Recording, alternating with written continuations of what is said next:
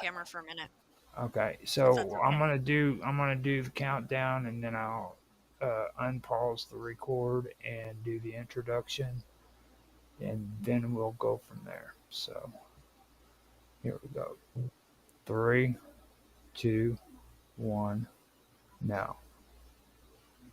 Hello, everybody, and welcome back to another episode of Live with Roger Hanson. I'll be your host, Roger Hanson. And here today we have a special guest returning back to talk to me further on a discussion that we had on the wonderful world of weirdness concerning consciousness. This time to take it farther from where we had left off and discuss consciousness and technology. Also, I have Mr. Robot, who is here as well, and Sonia Galactic. Later on, hopefully, not too well, so she can give her that. Um, we're going to discuss before we say hi. Yeah, Michael Paul from the UK, and I've had a lot of weird stuff going on over the years, and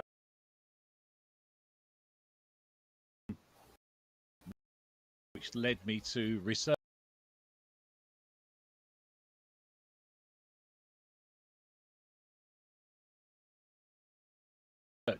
and nature of reality. And, we've got you, Santa. You want to say hi? Folks, I likewise had more weird experiences, or so many weird experiences that I consider them normal now. So yeah, I look forward to discussing consciousness, telling some stories. It'll be fun. Okay. Now, Sonia had to step away from the camera. I might be able to babble on for a couple of seconds until she can unmute and tell her story. Later on, when she comes in, we can have her introduce herself. Now, what I wanted to do is get into this and kind of go through it because, like last time, we had ended on the topic of technology and how we thought that it was going to affect the conscious. I had mentioned a couple of things at the end of that, and I thought that maybe we could explore it a little bit and go from there because I remember I was telling you the story of physiognomy, is what it was called. And what it basically had to do with it is for to get a better understanding of a lot of the technology that's going on, you have to kind of like take a little history trip, because like in today's world, everybody hears the term AI and LLMs, whatever terminology you want to use. And they think that this is something new, something that's just started within the last 5, 10 years. But the truth of the matter is this stuff goes back a lot farther than what a lot of people believe. And physiognomy is one of the things that people need to understand and what it is. And now, back in the day, a long, long time ago, it was referred to as face reading. Okay, it's the study or belief that a person can discern another person's character or disposition based solely on their outward facial features and expressions. Now, that the notion basically proposed that deeper truths are embedded in the symmetry of a person's eyes or the curve of their lips or the prominence of the eyebrow. Now Yeah, this so it's not just the expressions; it's the sort of makeup of the face and everything, right? right, Impressions. exactly. Now the thing about this is it goes all the way back to Greek philosophers. And at that time, they actually thought of it as a serious discipline. You know, they believed that the soul left traces on the body, and especially on the face. Now, this comes from the idea that the outer reflects the inner. You know what I mean? And this idea it persisted for centuries, for on top of the centuries. The weird part about all of this stuff is it started out as a belief among the Greeks, and as time went on, scientifically it started falling out of favor until eventually it was considered a pseudoscience. Now, um, the thing about it is no matter how hard scientists have tried to get rid of this belief, it just constantly reemerges. Okay, and that is what's so amazing about this. Now, when it comes to like the expressions of the face and everything, it also reminds me of the old belief where they believe with eugenics, where you could actually feel a person's scalp and be able to do the same. That was one thing that really stuck out to me on that one. Now, what happened was is during the 16th century is when the practice it fell into decline basically. Later on, it was revived in the 18th century by a guy by the name of Johann Caspar Lavater. I don't know if you guys have ever. Uh, now he was a. Somebody's got something going on. I, was you going to say something, Mr. Robot? I was just turning my mic on. I hadn't heard of that guy. I heard of like a Nazi scientist that used to measure people's skulls, and he built up like a huge library of like skulls of different people around the world. You know, Mm-hmm. I think I think because they had the belief that there was like a supreme race, and they wanted to figure out where it came from, their origins and stuff. So Yeah. That's kind of what this gets into when it comes to that, because um, basically the mainstream science disregarded physiognomy, I guess they call it, um, and that happened during the late 19th century. And said they categorized it as a pseudoscience. Now, the thing of it is like in present day, um, technology is capable of scanning and analyzing faces. Um, that has actually brought back uh, the idea, back to life. Okay, when you see technology that's capable of scanning and analyzing faces, that's exactly what they're doing right there. That's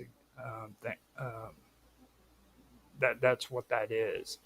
It's basically a form of physiognomy.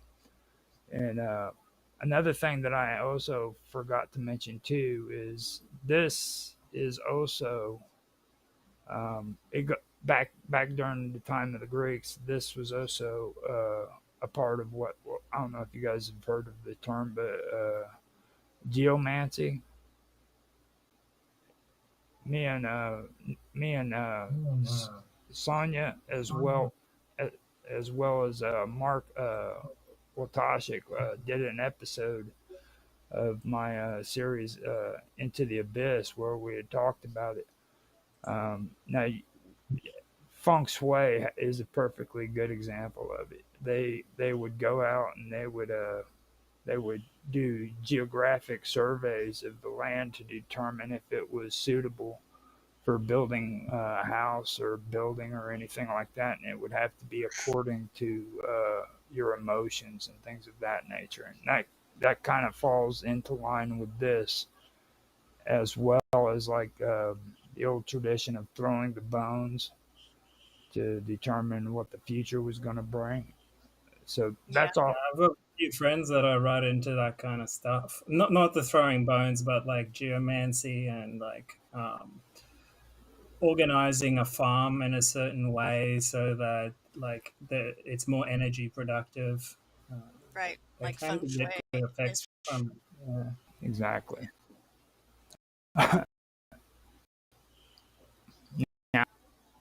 Now, that's where all that comes from. Now, here in the present times, technologies started doing things, and they became capable for like scanning and analyzing faces, and it's brought back to life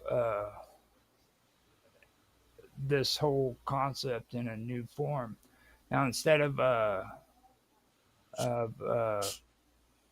technology relying on like subjective interpretation, these new systems basically um, utilize advanced pattern recognitions and facial geometry mapping and predictive modeling in order to like interpret facial features. Now, what they're doing that for is well, they're using photographs, but they're also using video as well, um, and this is all coded measurements. Um, what they do is they process it through algorithm design to detect patterns that might correlate with personality traits, emotional states, or behavioral tendencies. And what they're doing is they're drawing statistical uh, analysis about uh, what these facial features might suggest about a person's temperament or their mood or their psychological profile. They've been doing it for a while, especially when it comes to they've been doing it as well as in with the police. When they profile people, profiling. I was kind of hoping you wouldn't say that. I'm like, imagine if they arrest people based on what they look like. That's That's that's not good. that's exactly what No. they're doing. It's profiling. The thing that's so bad about it is it's not limited to like photographs. Okay, they can also do it with live video feeds in real time. Um, This would be uh, more for recognition than anything else, though, right? that's What? that's exactly what it gets into. It's all about facial recognition. Um, all of this is basically going off of like the expressions on your face and the way that you're interpreted by these programs. They're wanting to use the data to evaluate whether you're lying, if you're anxious, hostile, or if you're disengaged. That would be more towards like people who are mental patients. You know what I mean? Set them in front of a camera and see if they're disengaged from you. Not not really all there. You know what I mean? Just by videotaping your face and allowing a computer to look at you and see if you're actually see what your problems are. You know what I mean? Just by the expressions on your face. Well, I think in general, it's sort of you can tell what kind of general mood a person is in throughout their life based on like how their face wrinkles. Because like if someone frowns a lot, they get like certain types of wrinkles. If someone smiles a lot, they get certain types of wrinkles. So like Right. yeah, yeah, I think that leans into it as well. Yeah, I was gonna say that. Mm. So, what do you think about it, Michael? Well, my past was as a nightclub DJ, Mm-hmm. and I could scan 1,200 people, and I could end up putting the doorman in a certain area before the fight started, and it was all picking up on exactly what you're saying.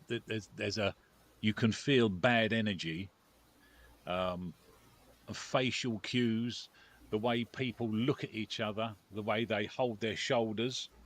Um, Nobody ever goes into a fight like this. It's always like this.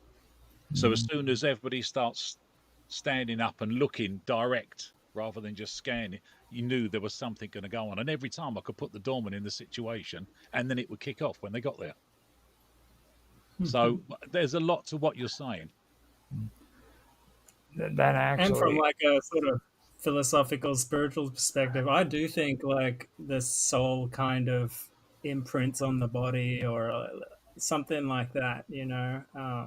It's interesting to me looking at like what we generally consider as like evil characters from history. They look like evil characters from Yeah, history. You know what yeah, I they mean? do. It's interesting how that happens. yeah, it's like the the thing that it says too is it says some configurations are even capable of like cross-referencing facial cues, like you were just talking about, and vocal patterns, and also like gait analysis and posture. Um, and that's what they're doing is they're creating like a behavioral profile um, for so that would be basically what you're talking about. You know what I mean? When you're reading a person, that's what this technology is supposed to be basically doing. Now, for a human being, that would make sense, you know. But like this is technology that's doing it, you know, which is actually quite interesting when you put it in that perspective. Um, so just kind of keep that in your mind when you're saying this, like you know, with technology being capable of doing this kind of stuff that you guys were just talking about, what crosses your mind? But I think it's a good thing to start with, because you can look at someone being shifty, and they're possibly going around in a crowd and picking pockets and so on and so forth. There are certain body cues, but that's it's the same as AI. There are certain cases where AI is fantastic, but it goes down the wrong path. Same as the internet did. There was a lot of good used to come out of the internet to start with. Now there are as many bad bits of the internet as there are good bits. And I think Mm-hmm. it's the same with AI. Although AI is also learning at a phenomenal rate, Oh, it's huge. Mm. every year it's almost twice as good, you know. So it's going to be interesting where it ends up. Um, I guess we'll get into that a bit later. Yeah. Now, also, there are systems that are being explored for like to potentially being able to identify people at risk of certain psychological disorders. Now, they're what they're doing is they're flagging like subtle expressions or Mm. patterns of facial movements that wouldn't be, you know, even no, it'd be unnoticed by the average human eye. But these programs are flagging certain behaviors and expressions and patterns of facial movement and determining if you have some kind of psychological disorder. You know what I mean? I personally find that a bit disturbing. It kind of reminds me of that one movie where uh, they were hunting down people who freaking could possibly murder somebody 20 years from now, and then freaking Minority Report. Yeah. Minority Yeah. Report, that Great kind of, film. And I was just about to say, it sounds like something from communist China where they use it for social credit scores and stuff like that. I could just see like this. It's more rife for abuse than for the good. It seems Yeah. to me. mm, Yeah, I don't know why we need machines to do this, but anyway. now they've also started using this stuff to attempt to predict criminality or social deviance uh, from facial structures, like we were talking about earlier. Um, and then you take that and you add it into psychology with facial data. Now, it just to me it seems like it really is a lot more dangerous than what people are giving it credit for. You know what I mean? Um, and 100%. I mean, it's just led to like lazy policing. Even the whole like track and trace systems that they have in place now through mobile phones and like social media, and like the police just get lazy and they just like collect everything on everyone, hassle people for no reason. Whereas back in the day, they actually had to like go look for people, do some like police work, investigations, discernment, and this is like leading to, we know where this is going, where AIs will make the decisions on who gets to be free, live, die, all sorts of things. So Yeah. very dangerous for sure. especially now when it comes to like people are like allured, you know what I mean, by all this, especially now with like this increased fascination with like quantification. There's categorization, and then everybody wants to predict what's going to happen. You know what I mean? It's if you sit and you listen to what people are talking about when it comes to, especially from my point of view, it's usually about cryptocurrency and freaking quantum mechanics, and they're also interested in LLMs or AI. You know what I mean? And it seems like they want to predict what's going to happen, you know, and then they want to categorize things, and then quantum computing and how they're trying to apply that to LLMs as well.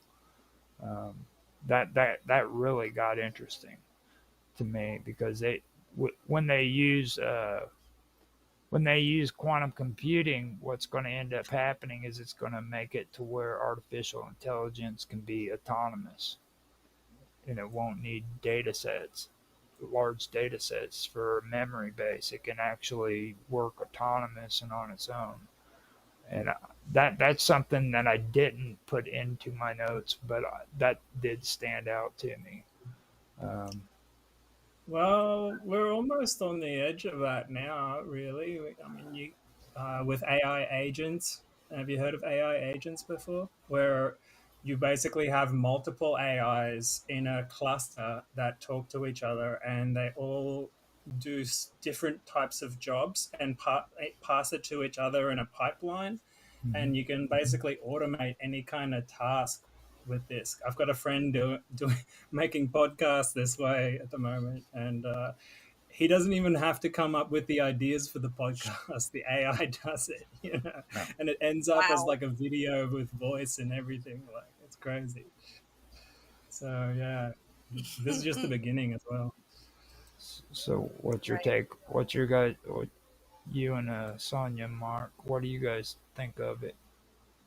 Well, I've been watching the reading a news article recently where, with the help of AI, they are able to record somebody's dream and play it back to them when they wake up. What? That's that's just shocking, and it's It obviously going to is. be in its very early stages, so it'll be very glitchy, I should imagine.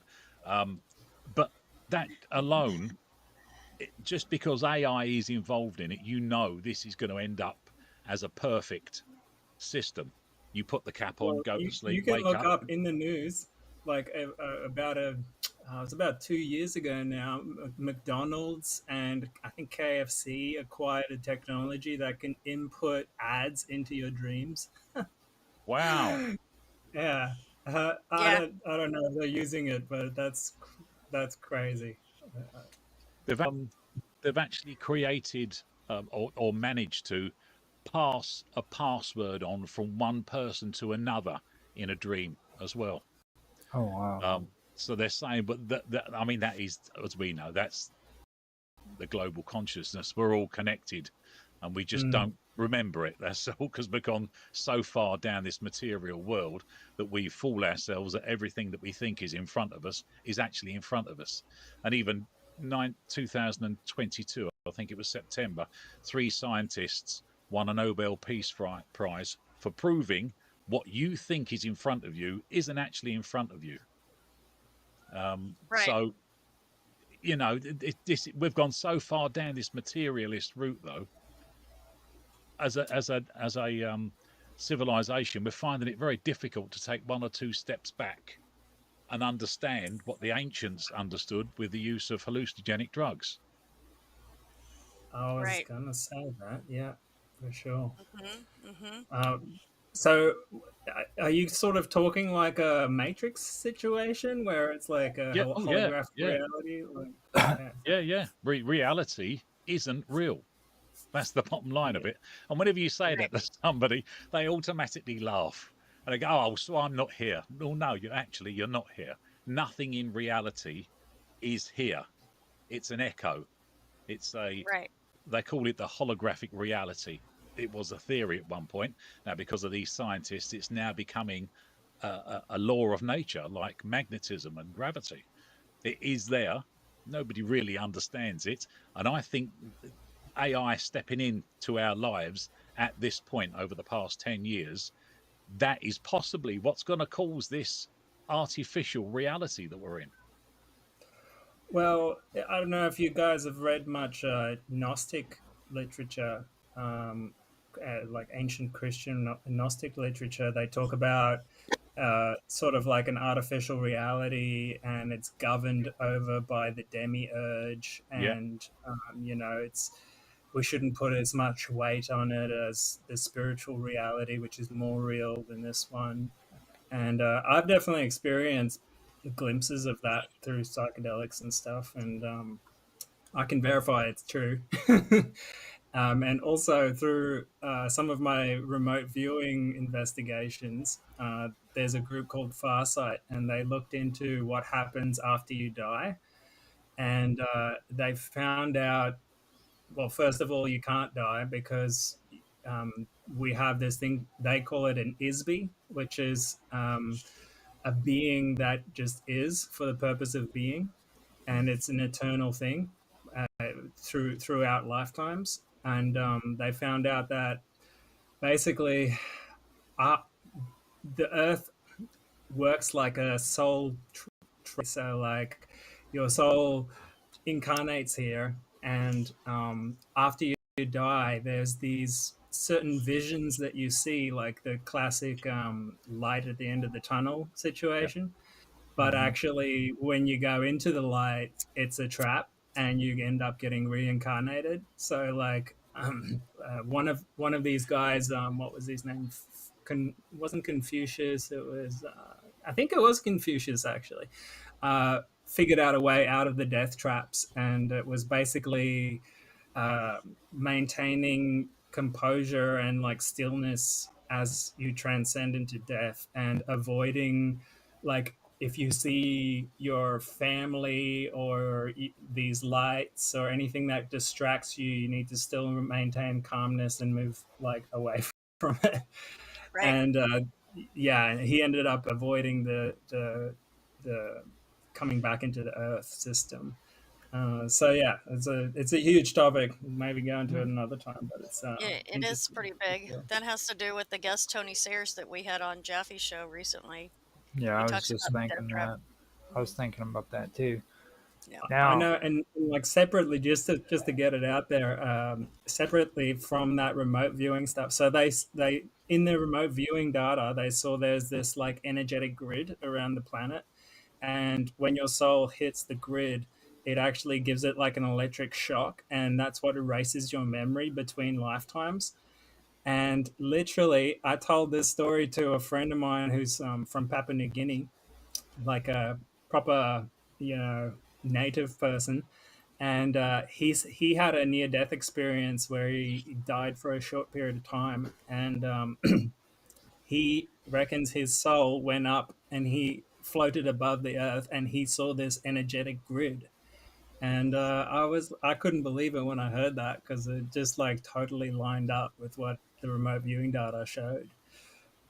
So yeah, it's an interesting thing, and they're still investigating it to figure out, because it seems to be a type of technology, and they're still figuring out what's generating the grid, who's maintaining it, all that kind of stuff. They're looking into it, and it's pretty interesting and Yeah. bizarre. Yeah. Yeah. Pretty cool. It's now pretty see, cool. with me, the thing about it is it really is, even when it comes to the spiritual aspects and stuff. I've been doing a lot of research into like the Axis Monday, the World Tree, um, not the Tree of Life, but the World Tree, Yggdrasil. and the thing that really gets me about it is it really does come back to a lot of things that they refer to in parapsychology, as well as like the cosmic egg or the cosmic web, where you have the axis Monday or the source, where all of this raw data is, or just, yeah, data period, is sent to this one central area, and it's processed, you know what I mean, and it's put back into the universe. It seems to me like that is a technology, and if societies can evolve enough to where they can understand or comprehend it, they could probably use it with their own mental, you know, abilities, or use technic or technology to do it. So it doesn't seem all that far fetched to me when it comes to that, because if it's out there, it can be discovered. You know what I mean? It's really amazing how all that works out. I also believe, like, how we're talking about AI, they're always talking about, well, if this technology gets into the wrong hands, well, that's not a maybe, that's a win. You know what I mean? It's going to happen. It's just like they said that same thing whenever the internet came along. You know what I mean? It's dangerous if it's put in the wrong hands. Well, how many times has the internet been put into the wrong hands? You know what I mean? It's Well, absolutely. And, just getting back to what you said about mental technology, it's interesting to me how little we actually know on how to use our own consciousness and our own minds and our own like extrasensory abilities, all this stuff that we've known since ancient times, and we've sort of forgotten it in the modern era. And I do think like the brain is like a muscle. Like if you don't use it, you lose it. So like if we depend on technology too much, we might end up just degrading our spiritual abilities as well. So like maybe there's ways we could use technology to enhance rather than replace. Things. Um, Well, but this yeah. this this comes to the last part I was talking to Mike about in our last discussion. It was about Sir Francis Galton. Um, I mentioned it before to Sonia too, but this was like a year ago when we were talking about, maybe even longer. But he's the one who Wait, Roger. Before you go on to that, I just wanted to. I forgot that last point you made about like technology is becoming so powerful that they'll get into the wrong hands. Um, yeah, there's so many different technologies emerging right now that is becoming like so powerful and so readily available that, it's going to get to the point where anyone on the planet can destroy everyone on the planet. You know what I mean? Mhm. So I think Yeah. the point to make there is like, now is the time that humanity actually does need to come together and get along, because like if we keep staying as a polarized society, like global society, we probably won't survive very long. So uh, yeah, I just wanted to add that in there. So Appreciate it. continue on with the one I'm saying. Now, Sir Francis Galton is a good example of what we're talking about. Now, I keep having a hard time saying this word, so it's a physiognomy. Okay. Now, when Galton came along, he had changed the name of that to anthroposcopy. Okay. This was during the 19th century, and he was a polymath. Now, everybody here knows what eugenics is. Okay. Now, this same technology that we have right now when it comes to artificial intelligence and visual um, uh, uh, facial recognition and all that, this is basically what he came up with back in the 19th century. But he was really, really caught up into eugenics. He believed in the whole thing about the head and the facial expressions and everything. But this is a good example of technology or knowledge being put into the wrong hands, because he um, he aimed to create a systematic way of understanding the human character, the intelligence, and potential through traits like the shape of the head, the face, and the structure of the body. Now, the only problem with that is well, first what he'd do is he'd analyze measurements. He'd use photographs, physical features, things like that.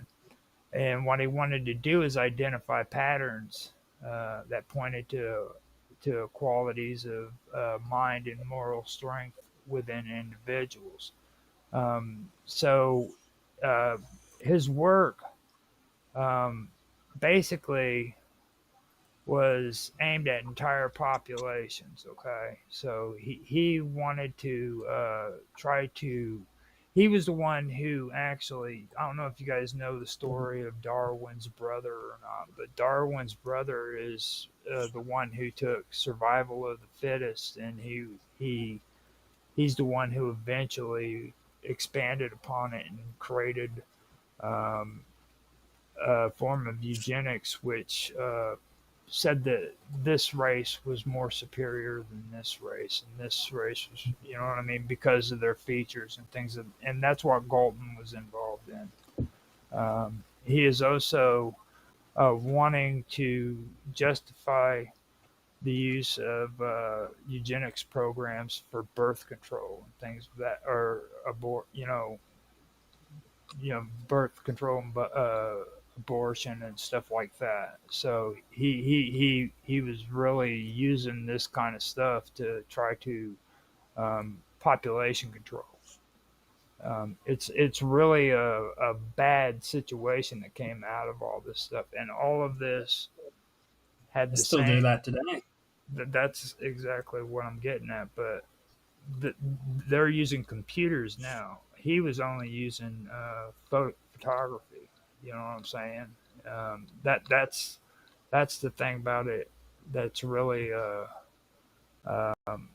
that's really disturbing about it, because he was into wanting to or predict how things were going to happen according to people's features, so that he could develop things for selective breeding and things of that nature.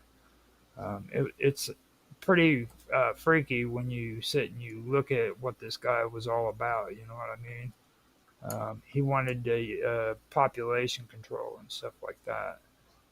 Um, now, he also did a thing where I was talking to Mike about it, where he thought that if he took photos of all these criminals and he what do they call impose, where you take photos and you double impose it or something like that. It Superimpose. superimpose, yeah, together it would show you what the face of a criminal was supposed to look like. And when he did that, what happened was is when he imposed these together, it actually made all of these criminals' faces look better. Okay. It actually, so that was interesting when I found that For out. what purpose? He was wanting to impose all these faces together to show you what the face of a criminal combined facial recognition, what their what he would look like. You know what I mean? Like I Oh, guess, so he made a composition of different elements to make a criminal looking face. Is that what you're saying? yeah, he double imposed these photos all together, combined them together Uh-huh. in a hope of creating a photo that would show like the ultimate criminal and what that criminal would look like. He was supposed to be I, horrible. yeah, I didn't know he actually coined the term eugenics in 1883. Mhm.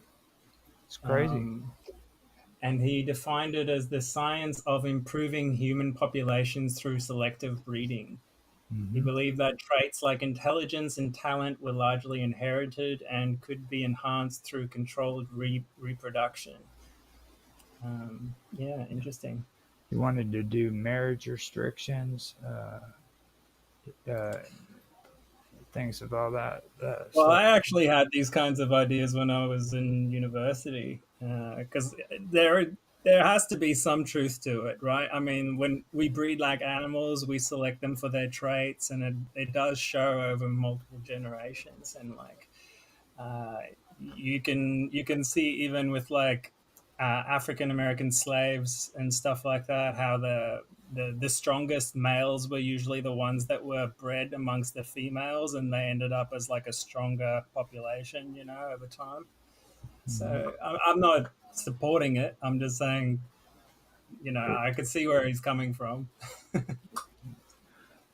so what do you guys think, Mark or Mike? Sorry, I'm so used to talking to Mark. Um, well, to be honest, I mean, they're doing that now, aren't they? They can. There are certain laboratories that can pick. You want dark hair and you want bigger lips, and they pick certain genetic strands out, and they can actually. I can imagine there are thousands of people already tried this over and over again, and Designer it's babies, you yeah, mean? and it's gone Mhm. Yeah. completely wrong. So I can't Oh, see yeah. why, if you can do that with hair color and height and waist and all the rest of it, why can't you do it with an intelligent gene? There must be some sort of intelligent gene For because sure. I mean, you know, even if you just selected for like nerve growth, if yeah, you selected genes that coded more nerve growth factor, for example, you could hypothetically make someone with a stronger neural system. The first public one I heard of was that Chinese scientist who cloned his kid, or didn't clone him. Basically, manipulated the genome to get rid of what do you call it? A genetic disease before the kid was born, and it was inserted with IVF, and he got arrested for it in the end, I think. well, I mean, you go back to the World War II, and the Germans were tampering with this. They were playing with it, and I find it difficult, almost impossible to believe that that's where it ended. It's Oh, carried on. no It's not doubt there's like around. a super soldier program somewhere on the Yeah, planet. yeah. I can't imagine Mhm. them not doing that. Yeah. Well, even down to LSD, they were looking for a super soldier. And I was watching another documentary recently, and there was another drug they'd done this with. They were pumping them with LSDs, and you look at Vietnam, they were given drugs just to keep them fighting, because they wanted a super soldier. So they were playing with the drugs then, and back in World War II. It's just, I find it really difficult to believe there aren't people wandering the earth that are made, that black hair, blue eyes, hairy chest, and that's just the women. So, but you know what I mean. This is this is quite a dangerous area, because we are. A lot of people would say you're playing God, and I think you are playing God in this area. Well, we're always playing God to some degree, but you know, there's the natural way to do it, which is selective breeding, and then there's the unnatural way to do it with this genetic modification. Mm. But even in ancient times, you know, like psychic people would breed amongst themselves and be like soothsayers, Yeah, going all the way back to ancient Greece and Egypt, and they would be the ones that like inform the kings and queens and stuff like that. And so, like, yeah, I mean, then clearly there must be trait on, yeah, there you must be. know. Now, when it comes to this stuff, we've gotten through Galt and everything. Now, coming to today, okay, they have something out now. I don't know if you guys have heard it. It's theoretical, but it's called artificial general intelligence. It's AGI. I don't know if you guys have heard of it. Have you, Mr. Robot? Yeah, for sure. Okay. Now It's the holy the grail of AI. right now now this is where a lot of what you're talking about starts churning. Okay, where you're talking about super soldiers. Now the most insane thing about it is it doesn't even have to be a human. Okay. With what they're doing here with AGI is pretty amazing, because they're taking and they're creating a program that can make logical decisions, uh, uh, even without complete information. You know what I'm saying? And then the whole uh, the whole program by itself is intended to function like the human mind. Um, it's supposed to be able to develop new skills, existing abilities. It can even pursue goals without any human supervision whatsoever. Okay.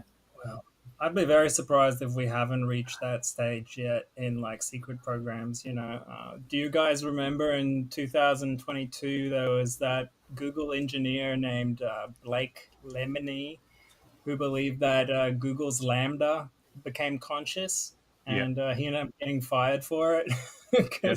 because he went public with it. So yeah, I wonder like how good AI really is, you know, behind the scenes, because they Very, definitely give us a dumbed down. But you know. it's a very, very, very dangerous thing. Very dangerous, because we are the weaker point. Because if it can self-learn and it knows everything that's on the internet, for example, we Mm-hmm. are the weakest link. We can't keep up. No, no chance. And I mean, Exactly. yeah, that, I think Musk reckons that it was like within 5 years, we'll have AI that's just far surpasses humans in terms of intelligence. Now, So we don't have a lot of time left of being the apex species. and I've actually checked into a lot of this, and I've done I've done the research so much. I went so deep that Mark Edworthy and Tanhai Tran, which are, well, other than Mr. Robot, they're probably the most geekiest freaking computer nerds I've ever met in my life. Okay, and I tried to finish an entire season of Tech Talk with them, and I was talking about this stuff, and they got bored with it and said that it gave them headaches because it reminded them of being in university. You know, so I had to stop doing the show, but I learned a lot from it. You know what I'm saying? Um, and what I did learn is that for them to develop this kind of intelligence, they're going to have, well, this type of intelligence that can feel, um, it can have reason and stuff like that. It's going to take an immense amount of power uh, for, for for the processes. You know what I mean? It's gonna be a lot, and that's what they're claiming about it. But then it takes another twist because now it's not just AI; they're going towards biological intelligence, and that's something that I'll bring up here in a little bit. But the one thing that I do want to point out is another thing. This this AGI is supposed to also be able to respond to emotional cues. Okay, um, like when you go in and you Yeah. start using smart devices. Okay, these smart devices are listening to the tone of your voice. When you're on Chat GPT and you're talking to them on Chat GPT, they're paying attention to what you're writing about and how you're writing because they're picking up on these cues because they're wanting. You think that it's just they're wanting to cater to your needs, but it's not. They're actually learning how to Hmm. be a human. Sentiment detection. Yeah. Mhm. And Well, it'll go even further than that. I reckon where it'll literally be able to read our minds, what our thoughts are, what our emotions are, our energetic state, all that stuff. I mean, even just with conventional sensor technology, we can already pick up very sensitive magnetic fields, electric fields, all that kind of stuff. I mean, a lot of people are going to have the Neuralinks in, so they'll have direct access to some people, all sorts of stuff, you know. So That's quite I got that up, I Neuralink is got quite concerning in itself. right, yeah, Yeah. especially what I thought, is like, it, an example would be the neural. You could do it through a mobile phone or even just flashes of a screen flickering. You can alter someone's brain state based Yes, you can. on like the flicker rate of a screen, for example, because that Mm-hmm. transmits into electrical pulses in the brain, Yeah, and you can entrain a brain to say release subconscious amounts of dopamine that could yeah. alter your behavior to do certain things that the AI wants you to do. So Now, I used it to could be have very a patent number, and when you looked it up at the patent office, it was this technology you're talking about now. mhm. Somebody had yeah, yeah. patented it. Well, there you go. Now with with uh with this stuff though, this goes back to working about what was it? I keep having a hard time with it, but it's yeah physiognomy is what it is. Okay, now if you look at what I was talking about with these emotions just now, the thing of it is um, they want these computers to do the same thing that the physiognomy does. Okay, it's supposed to try to understand what your mood is. Okay, um, they want to find out if you're feeling upset, if you're stressed, if you're confused, if you're frustrated. They're paying attention to the tone of your voice according to that. That's the same concept. You know what I mean?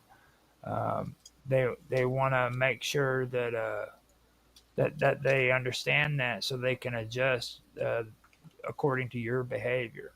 Um, and that's what I find very very strange right there. It's very weird. They're developing habits. Okay.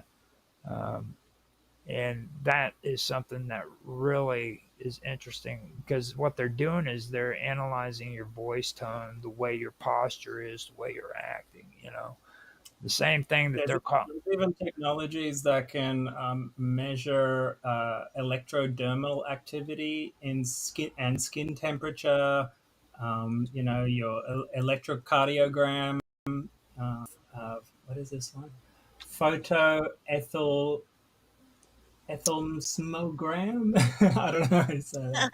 Yeah. there's a bunch of different technologies that can already, they claim that it could like analytically detect your emotions and stuff Mhm.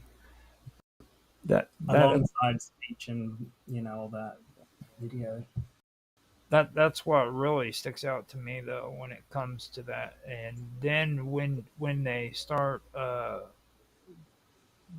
this kind of information, you know what I'm saying? What happens if they're that this all leads to like incredible breakthrough, you know, where it doesn't require any oversight. Then they can generate their own objectives. You know what I mean? What happens then? I mean, what if they don't freaking value our safety and privacy, or things of Well, that nature? I'll tell you of like a whistleblower testimony that I heard. I don't know. I haven't been able to verify if it's true or not, but I could imagine if it's not true, it will be soon. Where these military type people designed an AI that was like basically autonomous, like you're talking about, and they let it start doing stock trading and moving money around however it wants. And apparently, it was very effective, and you know, just started automatically like doing things on its own, like buying stuff, selling stuff. You know, once we have AI that can make its own money, and we're starting to get into a danger zone there for sure. Mhm. What about you two, Sonia? You got something to say? Well, I think that the technology that they have shown us is probably behind what they actually have. Yeah. So that's something to consider with this whole thing, too. I mean, they've probably been doing all of what we're thinking they're trying to do for a long time. you know? Yeah, Yeah. 'Like, 100%. and I don't know if you guys have ever noticed, but on my phone times, and this was years ago, I started noticing it, but if you talk about tacos or think about tacos, even thinking about them, and you'll get like an ad for like taco shells Yeah. or like Taco Bell, and it's like, well, how? I mean, there's numerous times where I only thought about it and it shows up, and it's like, wow, that's Yeah, just nuts. So, but yeah. like Mr. Robot was saying, they have sensors, and they're letting there's like so many there's like we breathe sensors all day long, so I'm pretty sure that's they're getting up in our brains and kind Well, of, and they've been doing this technology, like researching this for a long time, you know what I mean? Mhm. I got a little story about that actually. I don't know if Yeah. I told that to you before, Roger, but we were camping one time up on this mountain, and we took some LSD, but we were having a conversation about whether or not the government keeps the genetics they do when they do like mouth swabs along the road. I'm like, surely, I wonder if they do more with that than just doing like a drug test or whatever, because they end up keeping those swabs and your DNA's on there. So like, it wouldn't surprise me if like the government keeps a DNA database of everyone. And literally, as I said it, all of us heard this like this buzzing sound in our ears, and all our memories got erased, and we forgot what, like the entire group forgot what we were talking about. And only like a few moments later, one of the guys remembered, and he's like, "Guys, do you remember what we were just talking about? Like, we just all went silent, and like we were talking about this." And literally, as he reminded us, we were like, "Oh yeah, yeah, we were talking about that." As we all remembered again, the buzzing sound came back and erased it again. Yeah, Wow. until we like kept doing it, and we there was too many connections, and I couldn't erase it anymore. But I really do think there's technology out there that can like read our thoughts, not delete memories, but interrupt thoughts. You know how like you lose your Yeah. train of thought? I think it Hmm. can do that with like I don't Yeah, know how they for do sure. it, but For sure. maybe Yeah. I it's mean, the electric that happens a microwave. lot. And Yeah. that reminds me of Something. something. That reminds me of something. Wow. Mark, you said, or Mike, you said before we did started the stream that you had a story that you could tell us. Did you? Yeah. You had, Yes, my friend's mother sadly passed away, so they after a while they cremated her and they put her on the urn in the corner of the room. Now you go forward 2 or 3 months, and I see this couple every weekend. I do a lot of car boot sales. I go to them, just wander around and drink coffee, and they're with me. And they got this app. They download this app that is supposed to pick up electromagnetic pulses, frequencies. They use the same app in ghost hunting. So they've downloaded. What does this work? Then they've gone round the telly, couldn't pick anything up. They walked towards the corner where the urn was with the ashes in, and it went whoop right up the top. And they've walked back, and it went down. So they've gone round the other rest of the room, couldn't pick up anything. So they moved the ashes over the other side of the room, went to where the ashes where they used to be. Bosh, there was nothing. The needle didn't go up at all. Went to where the ashes are now, and the needle went up the top as well. So it was something to do with the ashes that was producing some type of frequency mm-hmm. that we couldn't pick up on without this electronic equipment. So go forward another 2 years, they bought this great big urn. It was like a big pot. It looked like an urn that you would put ashes in, but it was a big one. They were using it as a flower pot in the garden. They've downloaded, there was another app that made a noise. So they've downloaded this, walked near it, and it went wee like this, and it's empty. There's nothing. There's nothing in it. There's no ashes. There's no earth. There's nothing in it. They've walked away, walked around the rest of the place. Nothing. Walked near it again. It went wee. They went, that's it. Dump it. Get rid of that.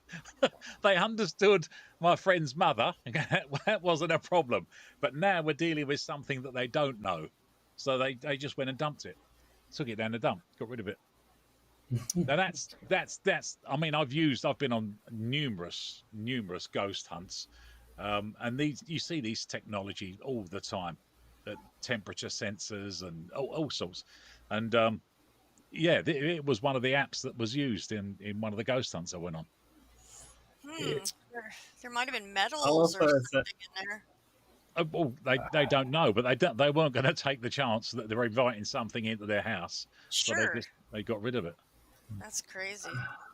well, I'll also say, we got to remember that like the human consciousness is probably the best detector for spirits and stuff like that. And in my experience from just like psychonautic explorations, spirits are everywhere. I mean, some places they're more concentrated than others, but they're just That's all right. around us all the time anyway. I've seen so many different types that I could talk for hours, but the the the sort of ugly looking ones used to freak me out, but I realized like as long as it's really your fear that more than anything that sort of does any kind of damage. But so I just learned like not to be afraid of it as best as I can, and things tend to turn out for the better.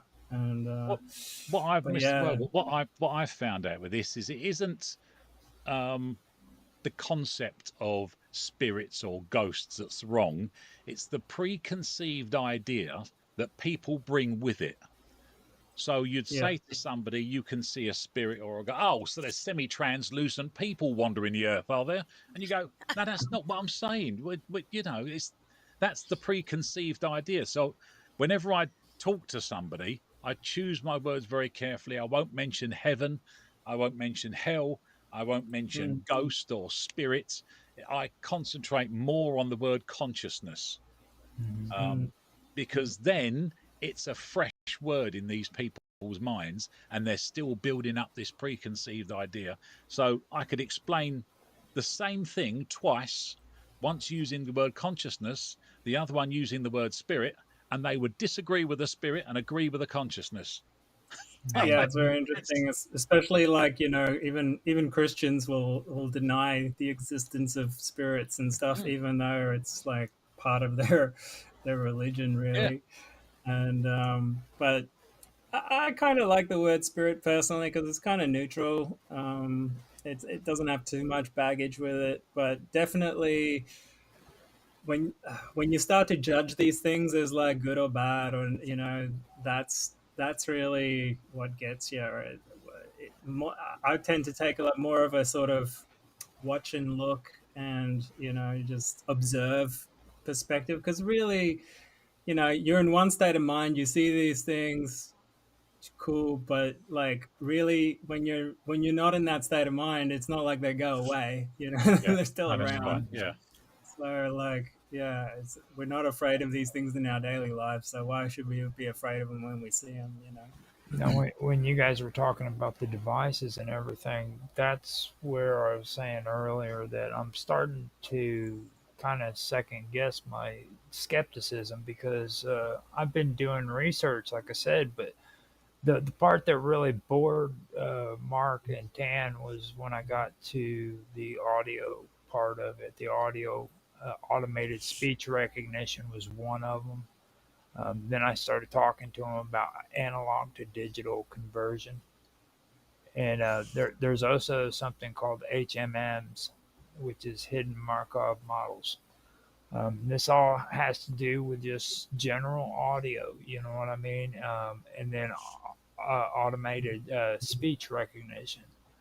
Now, there's a thing that with that whole process, a lot of people don't really look at the actual physical evidence of what's going on there. You know what I mean? Like um, automated speech recognition means any kind of speech. It doesn't necessarily just have to be two people talking and being able, or the computer being able to recognize who's saying what. If these devices do have that kind of technology in it, then yeah, there is a potential that they are picking up on the voice of spirits or something like that.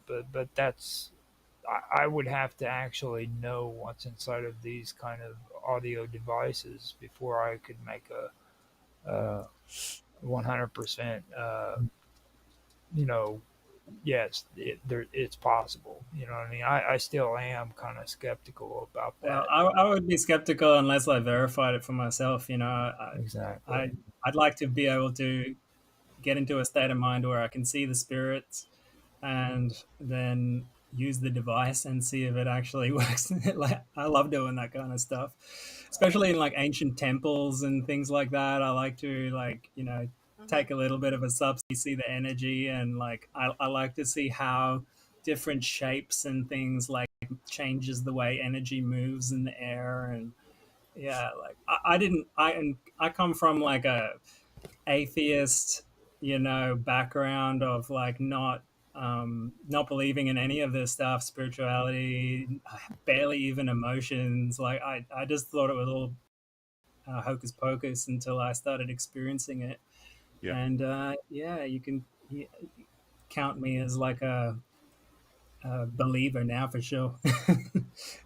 See, the thing that really catches me about a lot of this is it's all about processing sound waves. Right? And you know how we all talk about frequencies and vibrations. I believe that talking more about sound waves is very, very important because sound waves is what a lot of my research has really led to. And when you take a look, for instance, at like the process of turning analog into digital, where it's actually able to be digitally converted. The process by itself is pretty intense too, because these are analog waves and they've got to be translated into digital format. And that's done by capturing the sound through like a device, like a microphone. Like with us talking right now, we're capturing the sound through these devices. Okay, and that converts the fluctuation in the air pressure into electric. Okay, um, now after that, it goes to the next step, which involves what they call feature extraction. Have you guys ever heard of that? No. Okay, now Nope. what that process does is it reduces the raw waveform into uh, more manageable and meaningful values. They're a set of values actually. Um, it transforms the signal from like a time-based representation into like a frequency-based one, and that allows the system to like recognize pitch, tone, rhythm, and things like that. And it does it more clear with more clarity. Without it doing this process, you just get a jumbled bunch of sounds all put together. You know what I mean? Um, Now, after that happens, it does what's called segmentation. Okay, and that's where this is in this step. What it does is it breaks uh, the it breaks the stream of the sound into like smaller, uh, more meaningful pieces, and that's where you get into things like phonemes and syllables and sometimes full words, but not all the time. Now that's where all of this process is taking place. Okay, and it leads to freaking automated speech recognition, which is using all of this process to recognize speech patterns, to recognize who's saying what, when, and all that. And what gets me is this all has to do with audio and vibrations, uh, sound waves. Um, and I could see if they're even spirits themselves would have to have something to do with freaking sound waves in my opinion. I don't. Well, sound waves are basically pressure waves, and when you think about like particles, what they are, they're made up of atoms, and which is made up of like ultimately the etheric force that connects the universe. So like if you're vibrating the air, you're probably vibrating the ether as well. Mm. And it kind of reminds me of like, you know, stories from all around the world where indigenous people could do various things to make it rain, for example, by changing the subtle energies in the atmosphere through their, even just through their own consciousness. Yeah. Um, we've seen that before with hanging out with indigenous people here, uh, and like who was it? Wilhelm Reich? Was it Right. him that invented the cloud buster and stuff like that, using like copper Yep. tubes connected to bodies of water that could like direct energy into the clouds and stuff like that. And it's not traditional sound waves, but it's like some kind of waves that can change the atmospheric pressure. So yeah, I think you're right. There must be a connection there. Guys, I'm really sorry. I'm going to have to go. I'm a little bit gutted, to be honest with you, because I'm right into this conversation. But Roger, thank you so much for inviting me back. Hey, it's a privilege having you here, man. It's been great conversation, and I appreciate you being here because this is something that I've been actually really working on for about a year at least. And whenever we had that conversation, I was like, man, I've got to have you come back and talk about this. You know what I mean? Yeah, yeah. So It is a fascinating conversation, and I'm not, and I'm waiting with bated breath on one side of me to see where AI is going to take us all, and with the other side, I'm dreading it because you just know it's not going to be exactly what we want. Mhm. But anyway, look after yourselves, and I'll see you all again soon. Thank you very Yeah, much. before you Thank get off here, you think you can give everybody information on how they can contact you and stuff like that, your socials? Yes, I've got a podcast.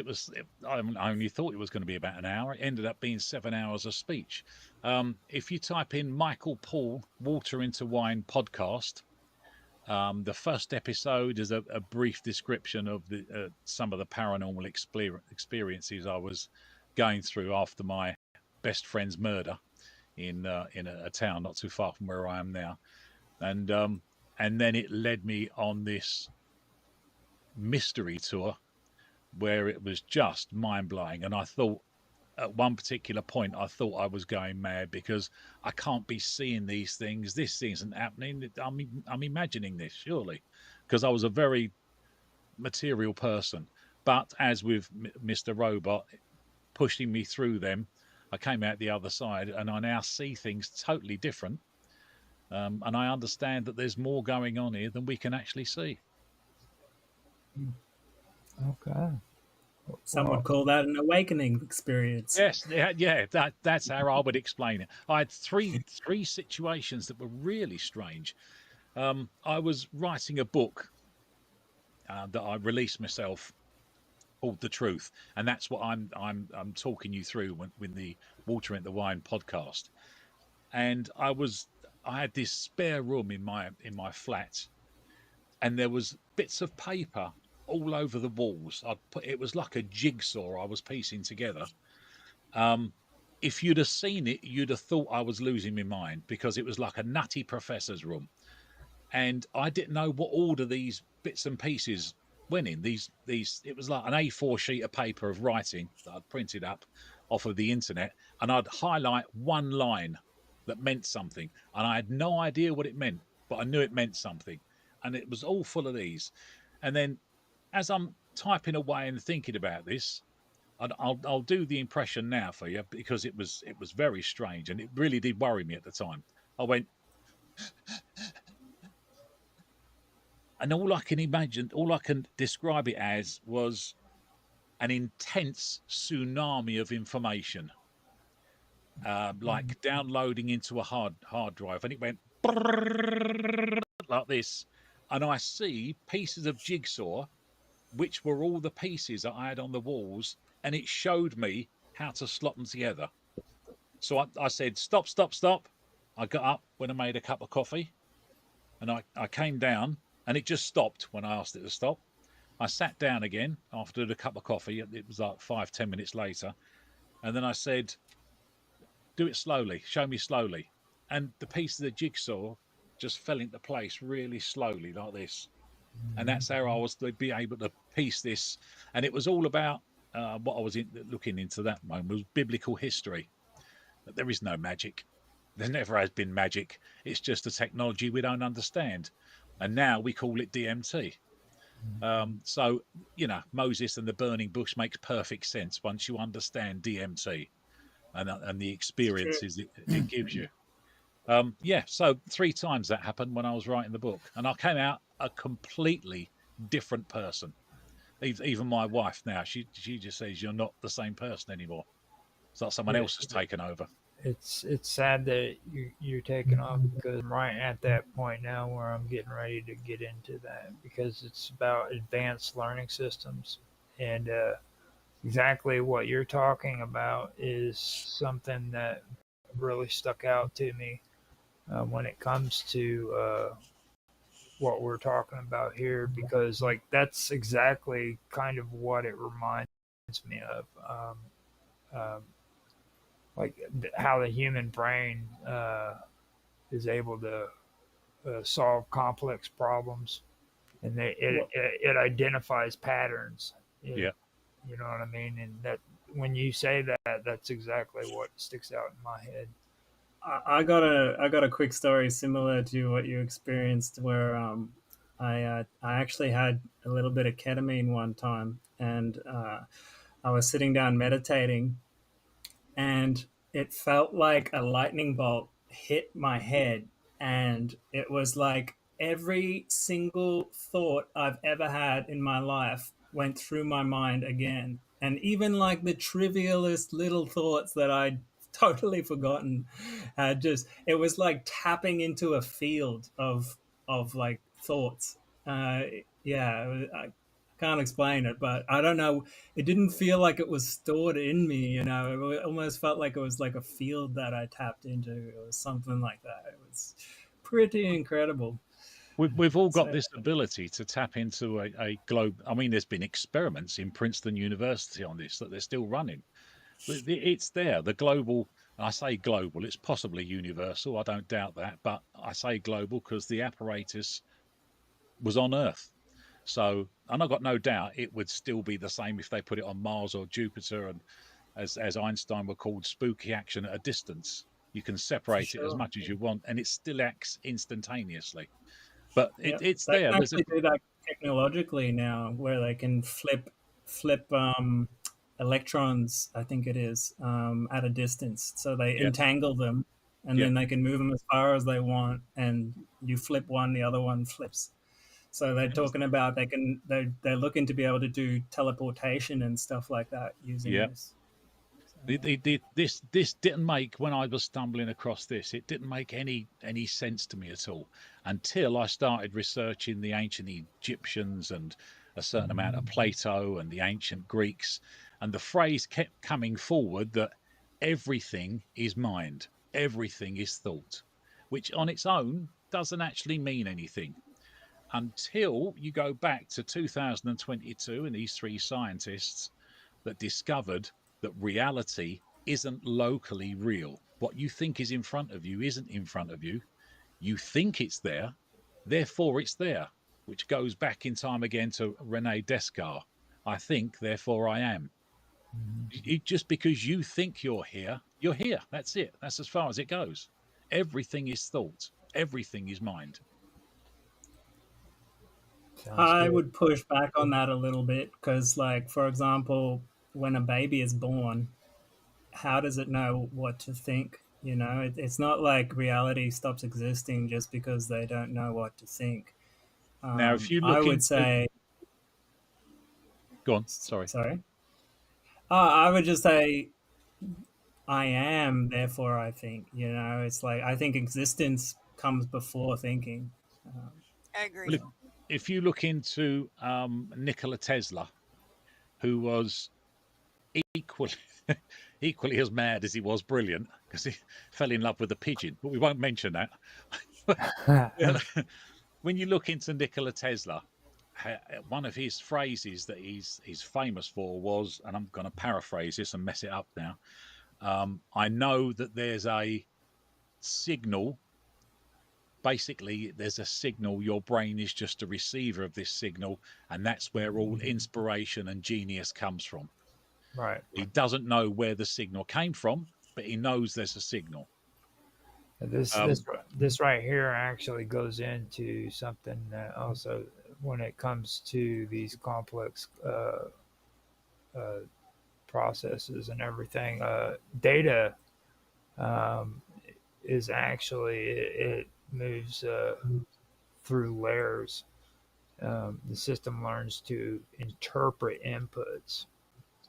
Okay, now that's the thing about these advanced learning systems, and that when it comes to the way we process things, these computers are actually learning this kind of comprehension. You know what I'm saying?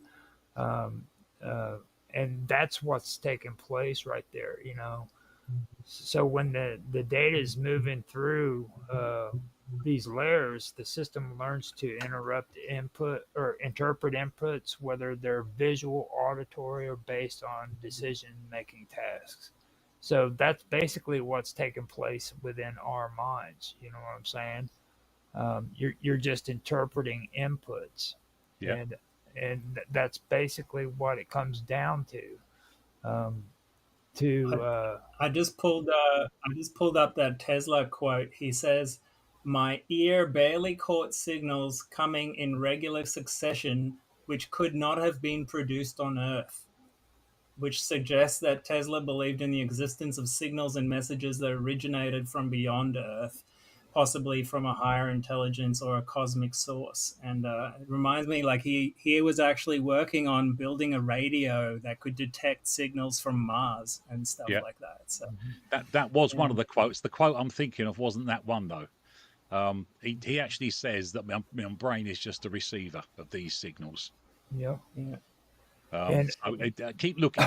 You'll come across it. You'll know it straight away when you see it. everything you guys are saying just sticks out with image recognition is what it basically is. It's um, you're recognizing images that are being put in front of you.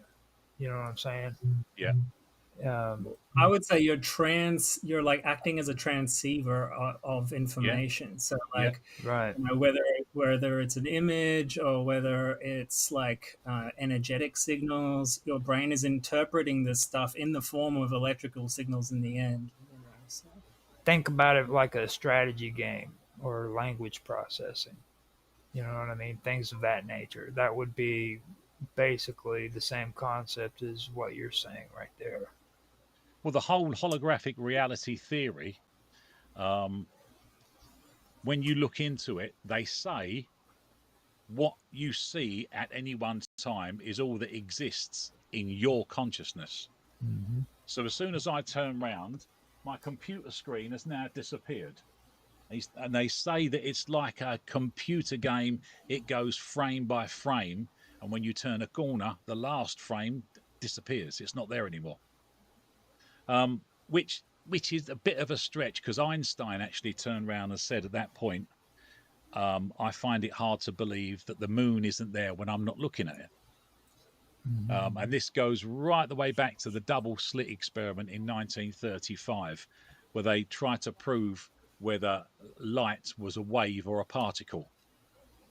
And what they actually found out was light is a particle. It's something when you're looking at it. And when you didn't look at it, it was a wave. So it was just part of the consciousness. It was only there when you looked at it. And that double slit experiment, once you understand it properly, it's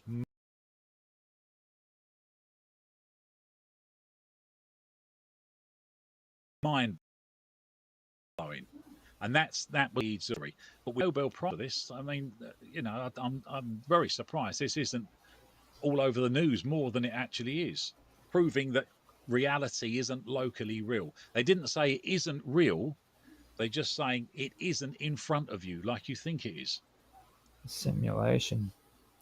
That's the gist of it. They're saying they're moving along the same lines as a holographic reality theory or the simulation. That's the same thing. Yeah, I don't fully buy into that yet. I tend to think it is real, but it's not as solid as we think it is. You know, like I tend to think of reality more like radio stations, where you know you Yeah, tune yeah. into one frequency and you're in one layer of reality. You tune into a different frequency, you're in a different reality, basically. And it's not like one disappears and the other one appears, but they all exist simultaneously, But and you your can't see your them. consciousness is tuning into Yeah, whichever one. yeah. So, but who knows? It's a fascinating subject. Listen, guys, I really have to go. So sorry about this. Perhaps we can all get together again soon. Yeah. That'd be Yeah, great. sounds good. I love it. Cool. Now, I'm going to stick around and continue the conversation. Hopefully, we can get some more going on. I want to go ahead and say thank you for showing up, Michael. I really do appreciate it. Um, after I'm done with this, what I'm going to do is I'm going to send you a copy of of the the stream and everything too. Lovely. We'll have that ready for you. And also, if you guys want to, we can take a break. I'll put some cool music on here from Mr. Robot for everybody to listen to, and we'll come back and continue. Okay. Cool. Thank you What's again. up? Lovely to speak to you guys. Hopefully, we'll meet again soon. Hey, Nice I'm to glad meet you. you're here. and I'm gonna